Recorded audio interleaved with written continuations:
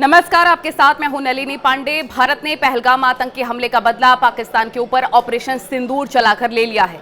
आतंकी के आकाओं को उसी की जुबान में जवाब दे दिया है। अब बाकी है पाकिस्तान के किसी भी अगले दुस्साहस का जवाब देना। पाकिस्तान की किसी भी हिमाकत को रोकने के लिए भारत के पास बॉर्डर पर अपना सुदर्शन चक्र है। हाँ, भारत के पास रूस से आया long range air defence missile system S-400 Sam यानी कि सरफेस टू एयर मिसाइल है।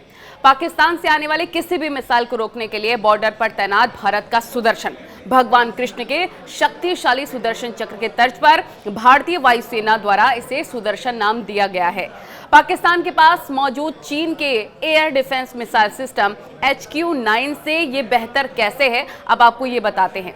एयर डिफेंस मिसाइल सिस्टम होता क्या है? दरअसल एयर डिफेंस मिसाइल सिस्टम किसी भी देश के लिए एक रक्षा कवच है। इसकी मदद से दुश्मन देश की तरफ से आने वाले रॉकेट, मिसाइल या ड्रोन को पहले डिटेक्ट किया जाता है, यानी उसका पता लगाया जाता है। इसके बाद उस हथियार को लॉक कर दिया जाता है, यानी उसके मूवमेंट को लॉक किया जाता है, और फिर उसे मिसाइल की मदद से हवा में ही मार गिरा दिया जाता है।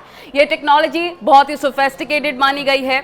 हर S-400 स्क्वाड्रन में 16 वाहन होते हैं, जिनमें लॉन्चर, रडार, कंट्रोल सेंसर्स और सहायक वाहन शामिल हैं। ये 600 किलोमीटर दूर तक हवाई खतरों को ट्रैक कर सकता है। S-400 4 प्रकार की मिसाइलों का उपयोग करता है, जो 400 किलोमीटर तक की दूरी पर लक्ष्य को भेदने में सक्षम है। ये लड़ाकू विमानों, बैलिस्टिक मिसाइल्स और ड्रोन को रोक सकता है, जिससे ये भारत के डिफेंस का एक महत्वपूर्ण हिस्सा बन जाता है। पाकिस्तान ने अपने एयर डिफेंस के लिए चीन से HQ-9 खरीदा हुआ है।